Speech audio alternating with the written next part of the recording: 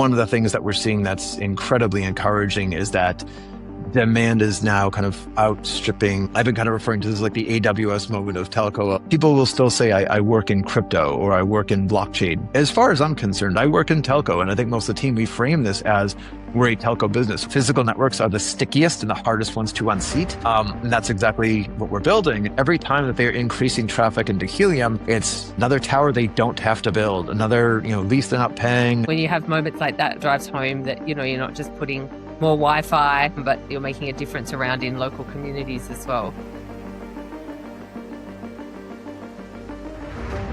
Scott, it's wonderful to have you on Unblock'd. Thank you so much for joining me. Thanks for having me today. Many people in like the blockchain and Web3 space will know what Helium does, but some definitely won't. And Helium's been building, I think, in the space for about a decade. Could you tell us what the core problem is actually trying to solve and what the product actually is? Yeah, sure. And, excited to chat about Helium today. So Helium's reason to exist, kind of at the simplest level, is always a more efficient and effective way to create wireless coverage. And maybe the best way to talk to that is to kind of zoom out to the current wireless industry itself, which is, I would say, struggling to scale a little bit. So, 150 years ago, I think this was actually the anniversary from the week of Alexander Graham Bell, first phone call. One of the most centralized models to ever exist, decades and decades of laying copper. And a centralized model made sense. It was necessary for that type of coordination in the 20th century. And mobile really broke that model in the late 20th century. And we've really seen this continue to be an issue for the last few decades, where the capital expenditure by carriers continues to go up and up each year, and it's in the tens of billions per carrier. And what I'm talking about is you've got to go and either acquire the real estate or lease that. You're building towers, you're purchasing and maintaining hardware, you're refreshing that hardware, all the operational overhead that goes into maintaining those towers, repairing those. And the densification has only gotten more difficult as these networks continue to scale. We go from these 3G networks to 4G. The data needs go up, the number of users go up, the number of devices going up. Wireless is really confronting this constraint, mostly from like a capital expenditure perspective, and this densification issue. The other big thing is really around indoor coverage. And I'm sure everybody who's, has a mobile phone in their pocket, you opt from outdoor to indoor. It's not too often that you're dropping a call. You're trying to find what is the Wi-Fi ID? What's the password? So it's still not this kind of smooth, seamless experience. And that's what Helium is existing for at this point, is solving for this ability for an entire industry to scale, solving for that density, solving for indoor.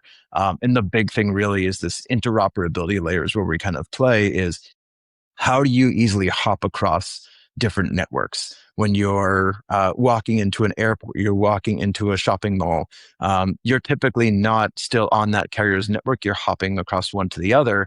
And what is the smooth, seamless way to do that? That gives you more of an intelligence layer and insights into each of your subscribers for the carrier. So that's really this kind of horizontal scaling solution that Helium exists for. And right now at about 3.5 million daily users that don't even see the network or need to know it exists, we're really validating in one of the most highly regulated and deeply entrenched industries at this point.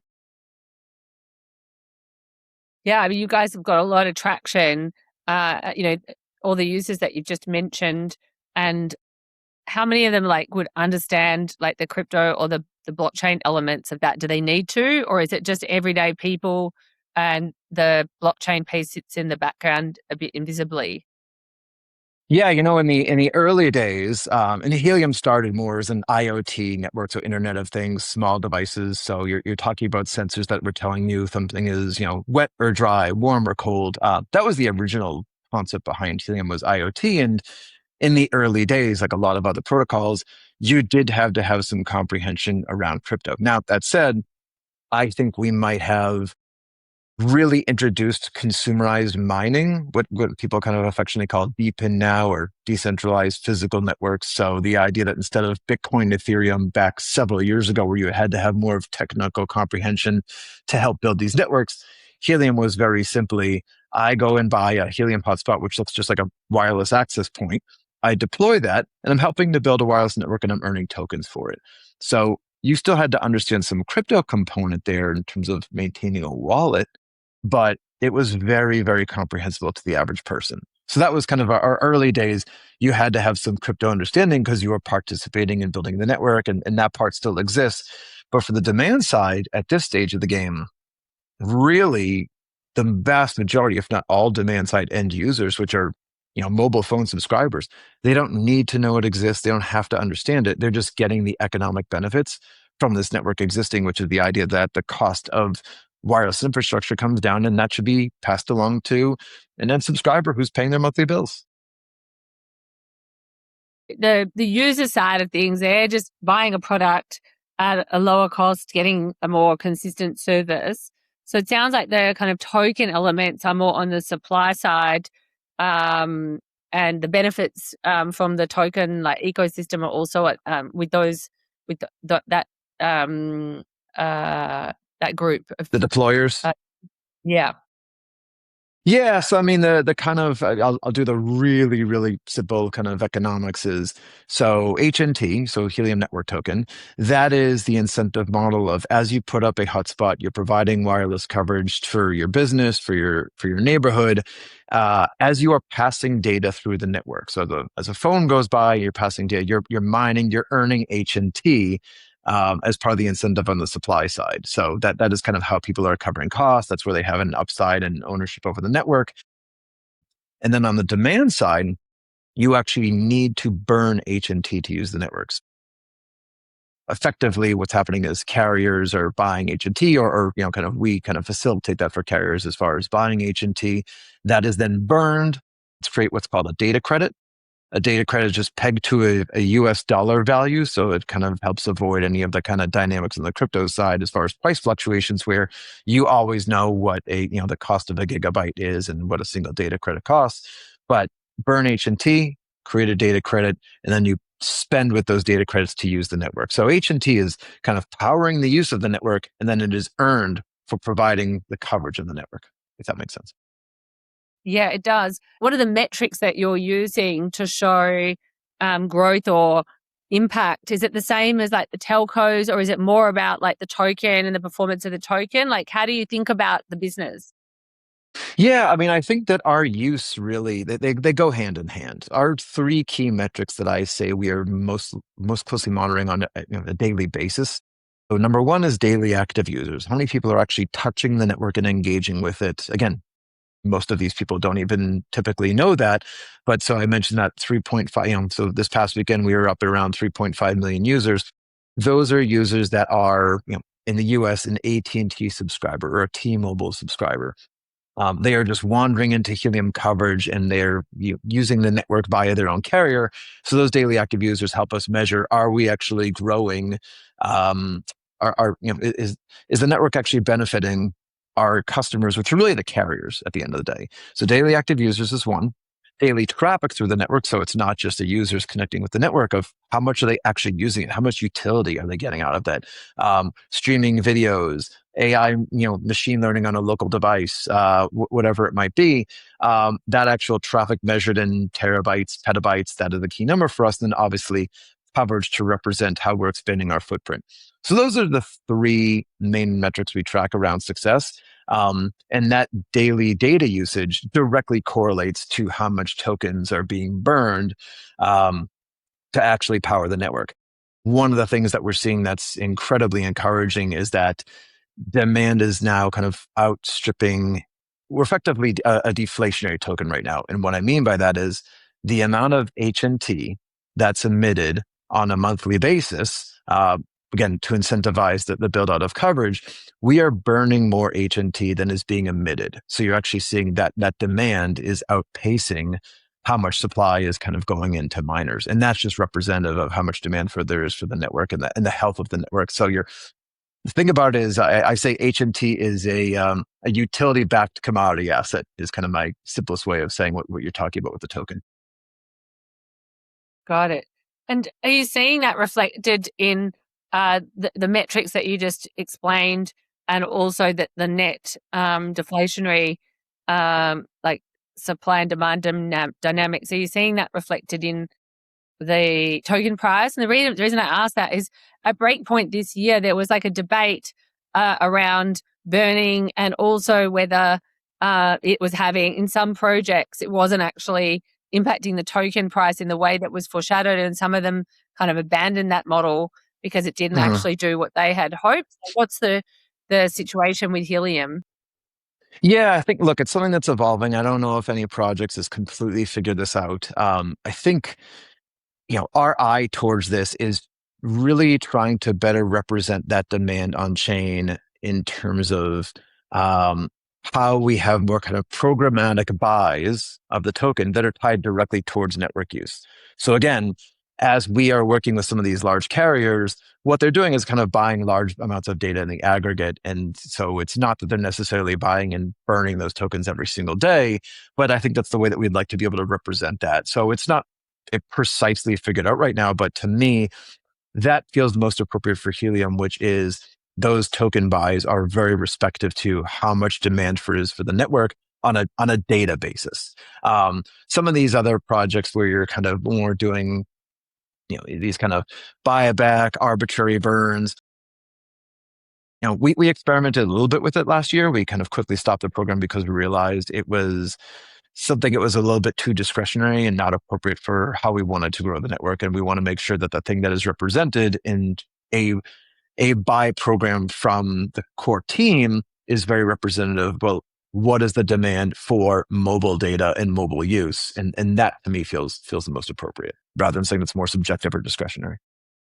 Gotcha. Yeah. So it sounds like you're trying to find something that is most sort of quid pro quo, and you're still like doing some experimentation to see what is the best fit. Yeah, and I think, I mean, look, it's complex. Some of this still goes back to things around, cash flow needs. We have to think about token liquidity. We have to make sure we're thinking about, operating expenses and how the token plays into that from a treasury perspective. So there's a lot of moving pieces around it, but I think our eye is certainly towards the idea that as carriers are coming in to use the network and those token buys, whether it's directly from a carrier or what's been historically facilitated through Helium itself, is the buys of those tokens are reflecting how much demand there is for the network in terms of, we want X amount of petabytes over the next period. That is this amount of token. You can see that amount of token buy on chain. I think that's what we're aiming to do, something a little bit more closely aligned to that. Understood. Are you doing anything using AI? I mean, internally, sure. I mean, we're a highly technical, highly innovative team. I mean, there's a lot that we could do that I could give you a laundry list of things around, whether that Yeah. is how we're serving customers, how we are kind of building out an evolving protocol from an engineer. I'm not an engineer, so I can't give you all the specifics of the engineering side. Some of the things around content, some of the things that we're doing around educational materials. I think everybody is doing this at this point. It's just a more efficient way of doing things and giving you individuals creating more leverage for us to do other more impactful things. So certainly there, but obviously there's the whole conversation around Helium's relationship as a network with AI, which is certainly another topic. Yeah, I mean, I think what I got from what you just said is that there's a lot going on around general efficiency, which I agree. Like most businesses would be looking at this to a certain degree. Like some, I would say more than others. Like larger companies like Facebook or Canva, for example.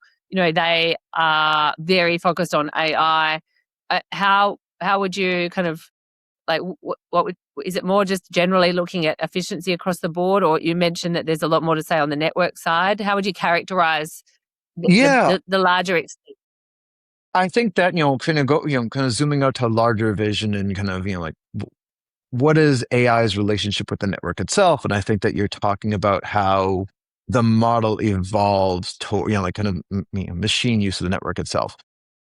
One of the things that's interesting about Helium is we're really facilitating this structural shift in capital in telco from, again, like what is formerly this high Capex model to more of an OpEx model.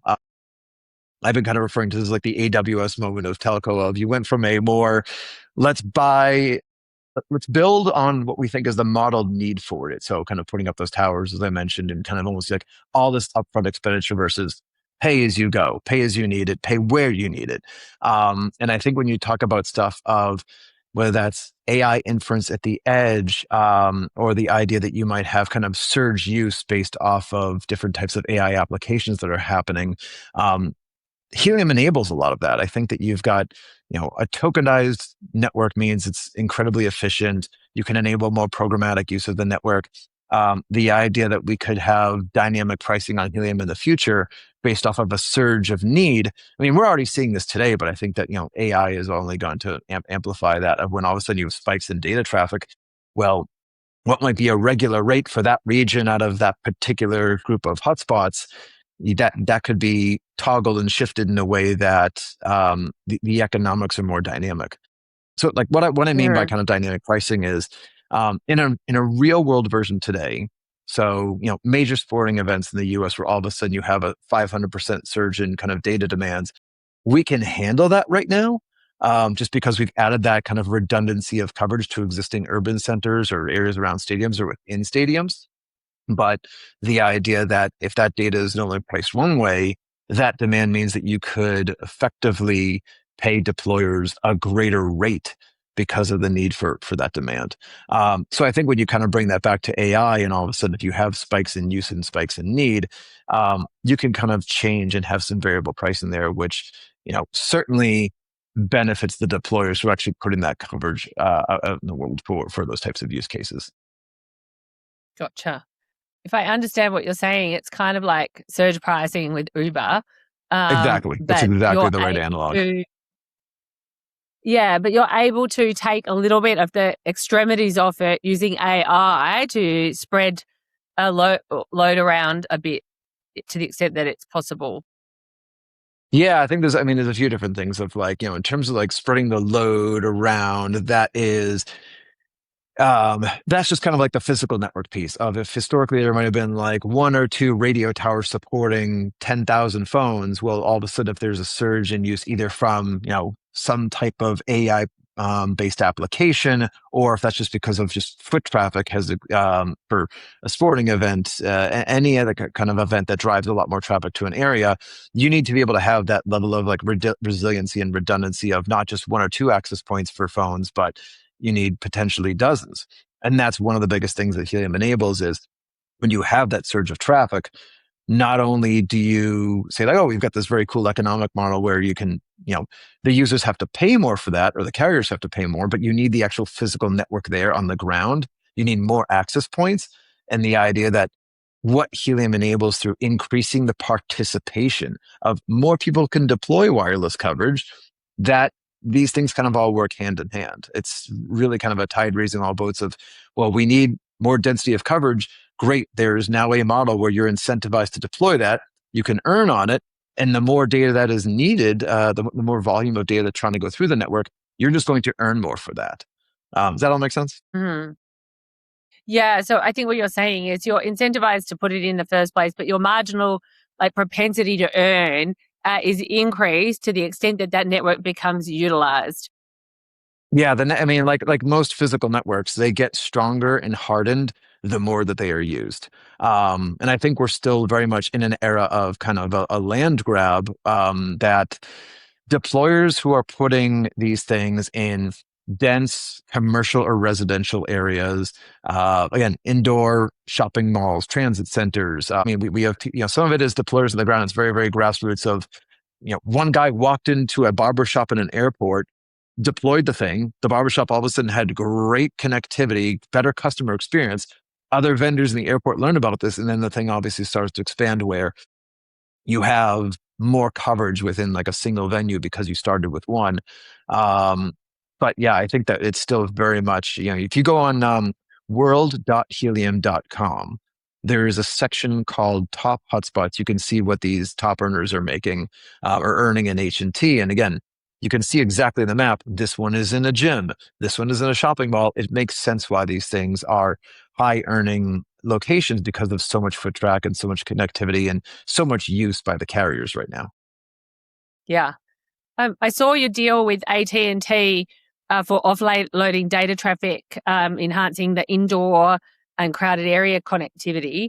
Obviously, I mean, that is a big announcement for Helium, and congratulations on that. Nice. How has it been getting contracts like this with big players, being a blockchain company? Has the kind of mood changed with the change of government in the US and just generally the evolution of the blockchain market? Or how is the sentiment towards Helium being a blockchain company, being a provider in this space? Yeah, I mean, so there's a few things there. I think number one is certainly in kind of evolution of framing of, 30 years ago, if somebody said, what industry are you in? You might say, oh, I'm in the internet. Well, now everybody is. That's just, it's a tool, it's a technology. I think that, 10 years ago, or even less probably with the last years, people will still say I work in crypto or I work in blockchain. As far as I'm concerned, I work in telco, and I think most of the team, we frame this as we're a telco business. We are enabled and we create a more efficient, more effective model using a crypto powered network. But I think that some of that is just in the framing of really how we represent ourselves is part one. Two is when we expanded the network from its kind of early days of IoT to mobile, one of the things we launched was Helium Mobile, which is our own eponymous carrier. So, we built our own carrier, and that was to kind of validate the network itself of you actually can have a subscriber base that leverages a network that is powered by this kind of tokenized model, and it works seamlessly. And people who were subscribers did not need to know or care that the underlying network was powered through this kind of tokenized model and Wi-Fi access points. So part of that was just a proof of this thing is robust, it's reliable, and it works for an average everyday mobile phone user. So I think that that was part of the de-risking exercise. And I think that the other bit was really just, and I credit so much, again, there's so much credit to go around to the technical team within Helium and the business development folks of really working with these teams to help them understand the kind of underlying infrastructure, how it worked. The crypto was really just part of the incentive model. And a lot of the things that we're using lean into telco standards that are already being used today. So there's something called Wi-Fi Passpoint. That's how you enable kind of smooth handoffs between a more spectrum cellular network to indoor Wi-Fi. And not only are we using that, we're actually improving and changing. We're raising the bar on what we think Passpoint can do. So we're speaking telco language to telco people. So I think that, taking the time with that, having the right folks in the room who are really, deeply technical telco folks, and how we kind of frame our network, proving that this worked with Helium Mobile gets us back to our larger vision, which is really Helium Network as this giant multi-network core interoperability layer where we're confronting something that this wasn't a nice to have for carriers. It is, they don't have a great solution for indoor coverage. They don't have the best way to hop across networks. We're solving this density and indoor coverage problem that they need solved in a way that brings down their costs. So we're speaking precisely to their kind of acute, urgent issues and delivering on that promise. And again, just the daily active users numbers going up every day just shows it's doing the work that it's supposed to do. Yeah, and I think you got 600,000 subscribers. Is that right for your own network? Well, that's specifically for Helium so the Mobile? Helium Mobile. Yeah, there's I think about 600,000 signups for the carrier, and again, most of that was we offered this free plan, and a lot of that was something that we were able to enable through kind of like the tokenized economics. I really, Helium Mobile to me was truly a fantastic test bed to, again, getting to when we talk about those 3.5 million daily users, most of those are coming in through traditional carriers. And that's really where I think the kind Wow. of the brightest future for Helium is how we become this Interesting. critical B2B. tool for large carriers. Yeah. Ah, so you think the sweet spot for Helium is B2B, and although you launched Helium Mobile and got like 600,000 subscribers, I was going to ask, do your B2B customers see you now as a competitor and have discomfort around Helium Mobile? No, well, it's funny. This is this is part of the culture of telco is, T-Mobile has their own subscribers. People roam onto their network. AT&T has their subscribers. People roam onto that network. So there's something that's very, very almost oddly symbiotic of people. There are certain these large kind of mobile network operators, MNOs. They build their own infrastructure. They launch a carrier business. They own the subscriber. They also own the network, and they kind of share that network with others. I think that our strengths very much are as a protocol and a technical team. And again, I think we have a unique, not only just kind of a unique value in the fact that we're solving this interoperability problem. We're bringing in this new kind of intelligent layer, and I'll come back to that in a second, actually, because that's important. Um, is it's a thing that's kind of create. It's we're solving for the constraints in telco, and I think that that's where our sweet spot is. That's what we're good at. One of the things that we hear a lot because we do a lot of work in DC on some of the stuff around kind of some of the legislation, both on telco and some of the crypto related things, but um, these emergency these emergency networks around connectivity there. That's such a big problem. It's something that we've been able to solve for very, very well. We're leaning into that a lot more. And while it's great and fun to have our own branded carrier, and it's great that we've seen like such wonderful traction there, I think the reality is that our focus is going to continue to be focused on the network because it's a very, very big opportunity. We're really solving for big problems that are not just commercial but social as well. I look to the future very optimistically and what we're going to be able to do there. And yeah, I think at our core, we're very much a kind of B2B protocol team. Got it. I mean, given that, what's on the roadmap for this year? What's the focus? So I would say that some of it is continuing to expand a lot of our U.S. relationships where we've seen a lot of success so far. So again, I talk about AT&T and T-Mobile. They're two of the largest in the U.S. Internationally, so we had announced a relationship with Telefonica not too long ago, and that is actually going to be going live relatively soon, I believe. I don't know the exact date, but just the fact that data actually running through the network in Mexico there. We have a number of other conversations that are going on kind of in the Mexican market. We announced a relationship with Mambo down in Brazil. So again, I think we're seeing a lot more activity on international expansion. They're seeing that the model works in the US. They're seeing the kind of economic benefits. They're seeing the products that we're delivering on that interoperability side. UK, we've got a few like really, really exciting conversations with some of the large players there. And again, I think it's mostly a constraint on, how many places can we be at once? But I think the international opportunities are starting to bubble up and just expanding how much our relationship with US carriers can kind of grow from there as far as density of coverage, supporting more traffic and more users. Got it. So it sounds like Helium's not just going indoors in the US, but is going global. Going global. Yeah. And pretty excited. I mean, again, a lot of this is I think with core engineers, it's a little bit less of there are certainly more technical innovations, but from the early days of the protocol to now, it's so much, it's really transitioned to we're a revenue generating business now. We are really focusing on scaling that. We're making sure we're continuing to harden the system. But yeah, I think that we've proven something very special in the US, and now we're just taking that globally to continue to solve the same problem elsewhere. And is it the same kind of like technical regulatory governance challenges in all these places is it like a rinse and repeat, or is there a lot different in each of the different markets that you're Yeah, I exploring? mean, there's nuances, and to be honest, most of them are really just making sure that we understand the kind of regimes around connectivity and telco. It's not as much on the kind of crypto blockchain side, or not confronting issues there. It's mostly like, do they use the same standards of offload? Are there certain requirements for the types of hardware or the types of I mean, for the most part, I don't think that there are. I can't speak to it as much because I'm not sitting on the legal team, but as far as I understand, it's just kind of mostly, and any telco that's going to be expanding into a new market, it's just understanding kind of the US is the FCC, CE in the EU, and just making sure we kind of understand what those are, but haven't come up across any large blockers to my knowledge. Got it. Um, I just to change topics just slightly for a moment, I think you worked at Silicon Valley Bank during a period when crypto and TradFi were starting to kind of collide with each other. And then, Solana and then Helium. Most people like career-wise move, in one direction, deeper into crypto or back to TradFi. And you kept building bridges between these two, you know, what do you actually believe that most people in both worlds still don't quite get about each other?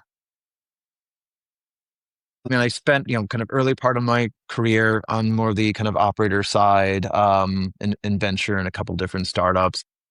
It's funny, Silicon Valley was almost such happenstance of in the middle of winding down one company that I was working with, and Silicon Valley, great group of people, and they really wanted people who had empathy and understanding for what it was like to build in the trenches. And so I went over expecting I was going to be there for 6 months and hung around for I think nearly 3 years. Got to do some fun stuff with the R&D team, and but it was all about just kind of being in the weeds, supporting founders on capital growth, kind of operating challenges.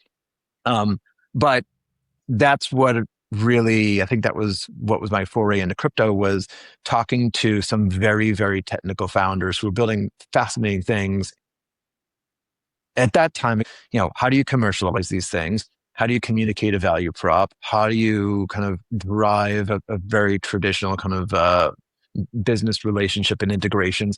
And so at that time, it was just technical teams of like, how do you translate from like very, very deep, complex engineering and protocols into what is a viable product and what is the actual, like, what is this addressing within market? The first product I worked on was trustless settlement. So you're talking kind of the pre-DeFi, pre-DEX days where it was exchanges getting hacked. How do we solve for that kind of custody and liquidity problem together? And so it was always, I enjoyed that process of how do you take something that was technically fascinating, complex, really groundbreaking, and bringing that message to who was experiencing that pain that needed that kind of solve for. So I feel like that was always a seat that I was comfortable sitting in, kind of, building those bridges, communicating those kind of complex technical things down to like a singular product. And yeah, I guess it's just always, I've been lucky enough to stumble into teams building really groundbreaking things that I thought not just it was going to be a very, very successful business, but it was solving something that had like a real large industrial, commercial, even social impact. And that's, with Arweave, it was always around this like, how do you put the Library of Alexandria online? I loved when Sam would kind of say things like that. With Solana, they were just thinking about layer ones completely different from other teams. And it wasn't just the technical properties. I think they thought about community very, very differently. They really wanted to create people that were empowered to kind of build, go, and kind of get out of the way and give them the tool set. And it was fun working on that team. But when it came around that Helium, the opportunity to kind of work with Helium, it just was, I loved how comprehensive it was. I loved that the impact was really tangible and that people could actively get involved. And it was bringing this kind of properties of these open networks to people that didn't have to be technical to engage with it. It was so fun. Like the amount of like ham radio enthusiasts and nerds in the early days of people who were really real builders made it so much fun. And Helium is just kind of what that fun looks like has evolved in time. Yeah, it's been great. What are the most challenging bits for yourself? Yeah, I think that the challenges certainly always evolve, and kind of in the early days, it was around how do you kind of coalesce a community, how do you drive a lot of the kind of building of product, and again, like at that time, it was it was a big focus on IoT. I think that and this is not even a Helium specific thing, is crypto has certainly grown up in the sense of like we're back to like, does this work? Are people willing to pay for it? And what does that actually look like from a markets perspective? So really a lot more institutional engagement on not just the telco side, which we've been working on now for years. It is how we engage with financial markets, because we want to make sure this is a healthy network, that we're supporting deployers, that the carriers who enter into this have the right types of products and tools to kind of benefit from the network, not just from the pure physical utility, but also in financial instruments. And that's where, few years ago, if we were looking to bring capital into the ecosystem, it's, we're talking to crypto native funds. Now I'll spend more time in front of a very traditional, kind of Wall Street, kind of buy side TMT analyst, because he or she deeply understands those types of networks in terms of the towers, the capital expenditure, this idea of a financial shift. They want to talk about Helium. They want to kind of engage with this. And that's where we start to think about, how do we expand Helium's presence and exposure in more traditional markets? Because if we are really bringing in this kind of paradigm shift in telco, well, we need to be able to kind of do that from kind of all different areas, and certainly within like major financial markets. That's one. The other bit is on the policy side. A few years ago, it was all around kind of crypto market structure and making sure that the right definitions were there to create a clear regulatory regime for crypto. Well, now that time is spent on things like interoperability. In the US, there is a organization called FirstNet, and that's really this kind of emergency communication stack where, used by first responders. And we're in there talking around, let's make sure that this is upgraded and can leverage new tools that didn't exist when this thing launched, kind of, what was it, 10-ish years ago, to support things like indoor coverage and hopping across networks, and making sure that if you've got a police officer, a firefighter in a building, some of the tools that Helium is building that can, more accurately pinpoint in those scenarios of where somebody is and where a mobile phone is, that those tools are now part of these kind of more larger public federal solutions that are being brought into market. So it's a little bit of policy, it's a little bit of public markets, kind of more of the advocacy work. So it's definitely continuing to build those bridges, as you said, build the relationships, make sure we are as comprehensible as we can be, well outside of kind of our more kind of earlier crypto native audience. I think the hardest fits are, I mean, there's still a lot of stuff that's hard around, do we have gone through a token model that's gone through some shifts, and I think that we're kind of still like rebuilding some institutional credibility. But one of the tough parts about crypto and these networks is you do a lot of your building publicly and openly. Those shifts are incredibly common in a traditional venture startup environment, but they're private. So when you do these things publicly, you almost have to do a lot of rebuilding of credibility, even though it's stuff that, again, is completely routine for a traditional kind of high growth company. I think rebuilding that institutional credibility, or just kind of building it from scratch in certain cases, that is absolutely a difficult part of this. We're here, we're real. Some of that is just time of, we can go in and talk about all these proof points, all these great metrics, but sometimes it's just a matter of time and the repetition of that exercise of, being in front of the right people. So no, it is absolutely, it's running an uphill marathon every day around evolving the narrative, the story, making sure we're in the right places. I think the ruthless prioritization of, there's 1,000 crypto conferences. Well, guess what? There's also 1,000 telco conferences. Where do we need to be and where do we prioritize? I mean, some of those are just, it's the traditional challenges of any high growth company around prioritization, around kind of cash management and OPEX. Do we have the right story? Do we have the right product set? I don't think that our challenges are unique. I think it is just, we have a great team that has a lot of stamina and a lot of fortitude. We've been around, actually, we did not start as a blockchain company. It's over 10 years old at this point. So I don't think we have any unique challenges. I think it is just a very durable team. So when you say what's the hard part, it is just, carrying on of, is there a brand new product launch coming soon tomorrow? Nothing in the next couple of weeks. It is just about rinse and repeat what's working for us. And it's that uphill marathon. That's the hard part. It's just we have to keep going until the next, the next carrier says yes, and they're excited to launch a pilot, and kind of just watching those metrics climb and becoming a viable, sustaining business, which we're on that path. But yeah, it is. You got to be durable and consistent, and that is the challenge, because it just gets exhausting for anybody. Yeah, I mean, you started on the call saying you've been talking nonstop, and it sounds like the biggest challenge is overuse of your voice box. But, I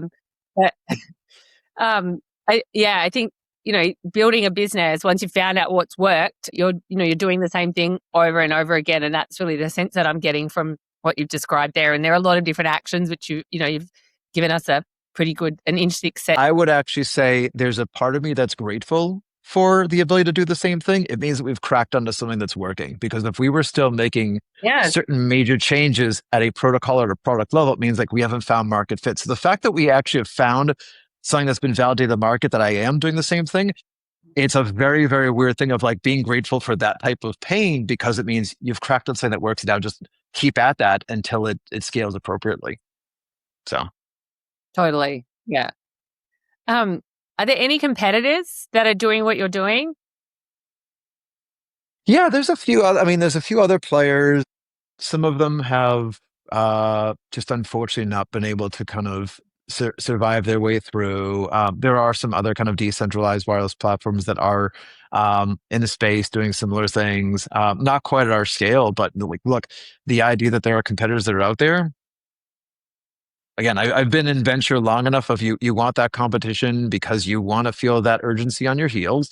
It validates the idea that you're doing something that's clearly necessary if somebody else is trying to build this. Um, so, again, grateful to have that type of competition. And yeah, I mean, there's again, like it's a very small number of them, but to have them out there, this is not going to be a single winner type of a thing. I mean, how many large carriers, even in a highly centralized market like telco, you still always have multiple dominant players per market. So there's more than enough room for multiple to exist, but we're certainly going to continue to try to maintain that pole position and stay in front.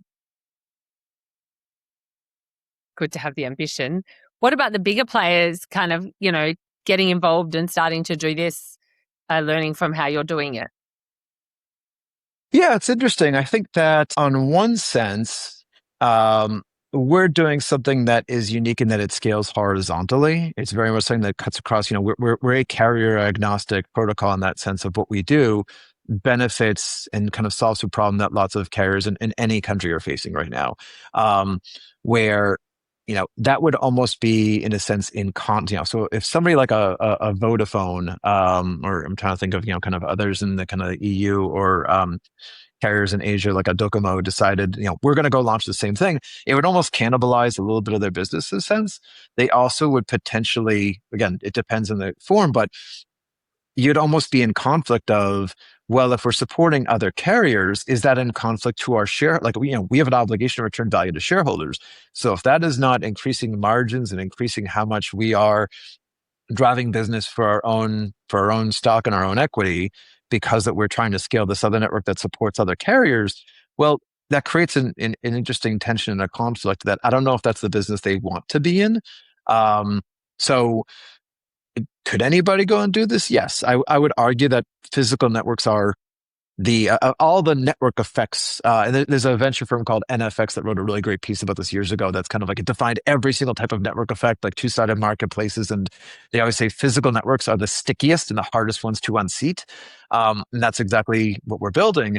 And I think the nature of what we're doing really, and I say horizontal scaling because it's exactly the idea of it grows as it supports multiple carriers. So I think it'd be an odd conflict for a single carrier to try to do this because I think it would run almost against their ability to capture shareholder value, which we still are happy to have all of them do that as they continue to kind of leverage Helium more and support their margins because they're bringing down capital expenditures. To maybe press a bit more on that, how big is your addressable market in this? I mean, if you look at the In the US, for idea, example? yeah, I mean, in the US, so if you look at the idea that, I mean, if each large carrier is spending, I think that on average it's like 15 to low 20 billion each year in capital expenditure. Um, and that alone, like we're eating into that. Every time that they're increasing traffic into Helium, it's another tower they don't have to build, another, lease they're not paying, and more of those expenditures of we're expanding their footprint at a much lower cost, which means that if that capex come down, that value is flowing into AT&T because they're spending that to increase their footprint and add that redundancy layer. So within the US, you're talking about tens of billions of dollars. And now that I'm talking about kind of these international markets we're expanding into, you just create a multiplier effect there. So, on a per geography, it's tens of billions. So as you go global, like you start to get in these kind of $1 trillion markets. Mhm. So for us to capture a single percentage of global offload, that is an absolutely massive opportunity for Helium and folks that are participating as deployers, or kind of skin the game around AT&T. But yeah, I mean that is the scope of it. It's telco is massive. All of the footprint around that is incredibly huge, and we're supporting that, but also we're transitioning that capital expenditure to an OpEx spend that all flows to AT&T. That's the idea. And I think I read that AT&T were going to spend $250 billion upgrading their network. Is that the kind of order of magnitude of how much they're investing? Yeah, so it's actually, I mean, that is, if I remember correctly, I think it's the biggest single commitment from a carrier to improve their infrastructure. Look, some of that is going to be around things like supply lines are a big one. Kind of, they want to serve these underconnected communities. They want to add more of that kind of density. They want to improve things around kind of satellite. But again, when you kind of talk about those things, you're confronting a few different issues. Number one is when you start to invest more in satellite, and this is the thing people ask me always of like, oh, you guys working with Starlink, what does that type of a relationship look like? Satellite is great because it gets you to a venue. And now I know we're getting into telco stuff, but I think it's important for people who are interested in Helium to understand is satellite will get you down to a venue, to an area. And once you're there, now you got to talk to thousands of phones in that area. So you're talking again about that density issue and how do you have multiple access points and multiple parts of the connectivity stack that are going to support that. So number one, it's very complementary to satellite. Two is, again, when you think about that density issue, they're not necessarily going to build several towers in a single city block. What they need is one that might support that additional density, but you need those additional layers in there for that redundancy and resiliency. So Helium continues to be really that key solution, not just for the density piece, but I go back to like indoor is really our sweet spot because carriers are not necessarily getting into every transit center, shopping mall, casino. Like they need to be able to talk to a network that's inside and seamlessly have their subscribers, walk right in. There's no what's the password. There's no how do I log into this. It is through a much more secure layer where the subscriber doesn't need to know it, care about it, do anything. It just works. But the underlying networks talking to each other and what we can enable there is that's a big piece. So when I see a number like 250 billion, I'm excited about it because number one, AT&T is already an active user of Helium, and we are still solving for something that they may not have an interest in investing in certain areas that we just are more nimble and more dynamic. And again, because we have such a large supply side participation population through a tokenized model, we can support that. So I would say, if anything, like mostly complementary as opposed to competitive. And I think that's not to belabor the point. I think we always look towards you're going to have carrier infrastructure, but I think when you pair that with this kind of community round up built model that is Helium, those two together is what gets you to here's wireless ubiquity, here's wireless for all. So it's both top down and bottom up built. Great. Thanks for that, Scott. Like I think we've got like a pretty good sense of from this conversation how Helium's kind of found its sweet spot, product market fit, how it kind of made friends with the big telcos, how they're likely to remain friends because you've got complementary offerings, and how there are other players in the space, but they're much smaller than you, and you're really finding your stride now with the token model and, having tried some things and stopped them and focusing now on doing what you found is working and growing the business further in the US and internationally. Yeah, I think that we're at a nice inflection point right now. We really have, as you said, we found our stride. It's a lot of rinse and repeat, and just kind of continuing to expand the network. Create more. We're already creating more density in the U.S. We're seeing success in Mexico. These very promising pilots internationally. So the fact that we have kind of found that now, and it's just continuing to expand on that. I think Helium's what's coming ahead is really exciting, and I'm looking forward to just it's already been 6 years, just kind of carrying on with the mission and kind of getting us to where we need to go. Got it.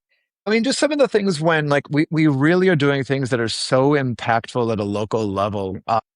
One of my favorite stories is, there was, I mean, it's unfortunate circumstances, but there were a couple hurricanes in the U.S. back in late 24 that were striking the East Coast, and communities that lost power, they lost connectivity.